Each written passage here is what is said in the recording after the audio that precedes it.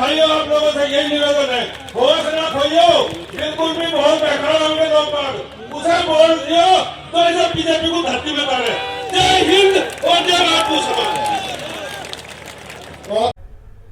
अभी आपने जो वीडियो देखा वो सहारनपुर के एक क्षत्रिय सम्मेलन का था, जिसमें ये बात कही जा रही थी कि हमें भारतीय जनता पार्टी को वोट नहीं देना है, और जिन भगवान श्री राम का नाम लेके भारतीय जनता पार्टी ने राजनीति शुरू की, इस सम्मेलन में उन्हीं का नाम लेके क्षत्रियों ने कसम खाई कि वो भारतीय जनता पार्टी को वोट नहीं देंगे। नमस्कार, मैं हूं शैलेंद्र सिंह और आप देख रहे हैं हमारा यूट्यूब चैनल शब्द शब्द शैलेंद्र सिंह। क्षत्रिय समाज जो भारतीय जनता पार्टी के नींव था, आज अचानक वो इस तरीके से नाराज क्यों हो गया? कई बार इसको बहुत सतही तरीके से कह दिया जाता है कि लोकसभा चुनाव हो या विधानसभा, टिकट बंटवारे के समय इस तरीके के हालात बन जाते हैं।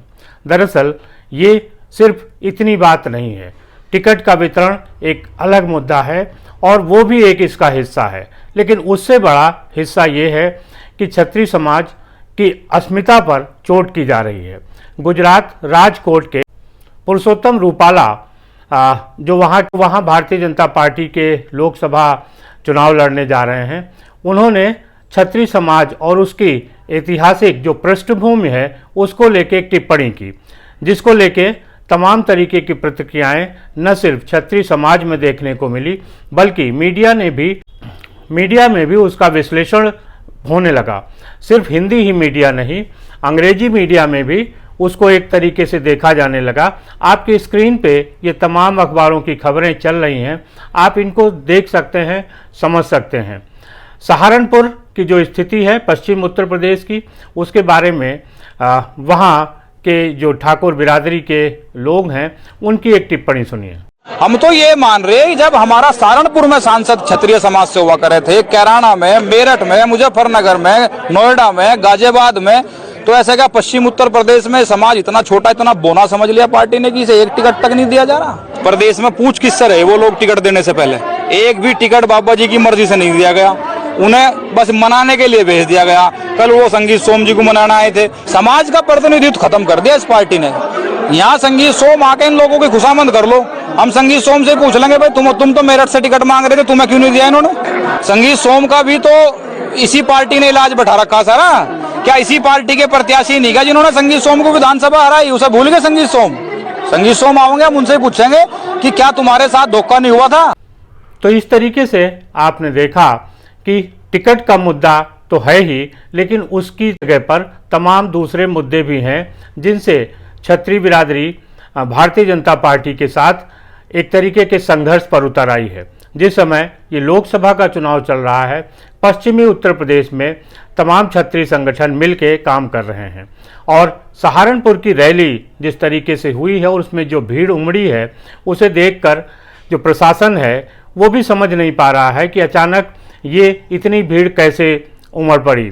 बात सिर्फ पश्चिमी उत्तर प्रदेश के क्षत्रिय और राजपूत बिरादरी की थी, लेकिन उनके साथ राजस्थान, हरियाणा, मध्य प्रदेश, छत्तीसगढ़ के लोग भी जुट हो गए, और इस रैली को सरकारी रैली या जो राजनीतिक दलों की रैलियां होती हैं उनकी तरह ढो के नहीं लाया गया था। इसमें स्वतः ही लोग आए थे, अपनी गाड़ियों से, अपने संसाधनों से आए थे, और उनकी भीड़ इतनी जमा हो गई कि वो जो पूरा हाईवे था वो जाम हो गया। जब ये खबर भारतीय जनता पार्टी को लगी तो वो सक्रिय हुई और उसके तमाम लोग इस बात का पता करने में जुट गए कि आखिर इतनी भीड़ आई कहाँ से, क्योंकि आमतौर पे कहा जाता है कि क्षत्रिय बिरादरी की इतनी संख्या नहीं है। दरअसल अगर 15% सवर्णों की बात की जाए तो क्षत्रिय बिरादरी भी लगभग उतनी ही है जितनी ब्राह्मण है, लेकिन क्षत्रियों को जो उनकी संख्या के आधार पर कम आंका जाता है। यहाँ पे एक भूल और होती है, क्योंकि क्षत्रिय बिरादरी ऐसी है जिसके जो लोगों को इन्फ्लुएंस कर सकती है, जिसके साथ दूसरे लोग भी जुड़ जाते हैं। ऐसे में उनकी जो संख्या कम होती है वो अधिक हो जाती है। ये बात कई बार राजनीतिक दलों को तब समझ में आती है जब उनको नुकसान हो जाता है।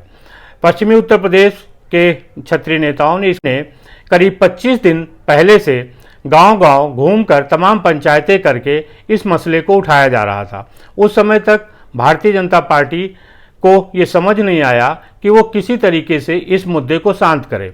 लेकिन जब सहारनपुर में एक बड़ी रैली हो गई, उसके बाद सारे लोग इस प्रयास में जुटे कि किस तरीके से इस मसले को सुलझाया जाए।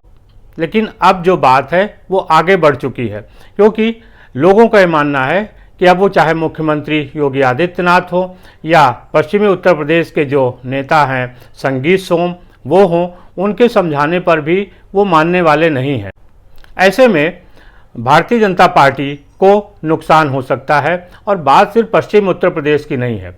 पश्चिम उत्तर प्रदेश से ये जो सिलसिला चला, अब ये धीरे धीरे मध्य उत्तर प्रदेश और पूर्वी उत्तर प्रदेश की तरफ भी जा रहा है। अयोध्या के आसपास की जो सीटें हैं, वहाँ जिस तरीके की बातें आ रही हैं, उससे भी लग रहा है कि यहाँ पे भी नाराज़गी उसी तरीके की है।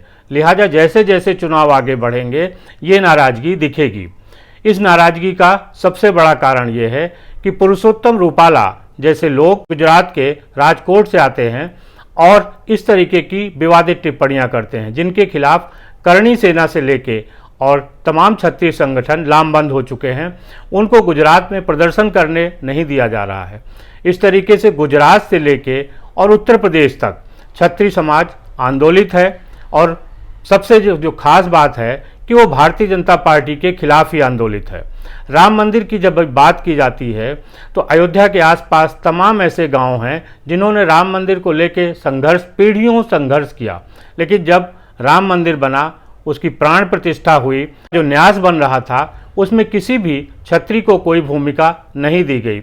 इससे भी आसपास की एक नाराज़गी है, क्योंकि क्षत्रियों का मानना है कि भगवान श्री राम उनके पूर्वज हैं और उनकी सेवा का हक उनको मिलना चाहिए था। लेकिन सरकार ने क्षत्रियों की इस मांग को समझा नहीं और दरकिनार कर दिया। और आज उन्हीं भगवान श्री राम की सौगंध खाके सहारनपुर और पश्चिमी उत्तर प्रदेश के जो क्षत्रिय हैं, वो भारतीय जनता पार्टी को वोट न देने की अपील कर रहे हैं।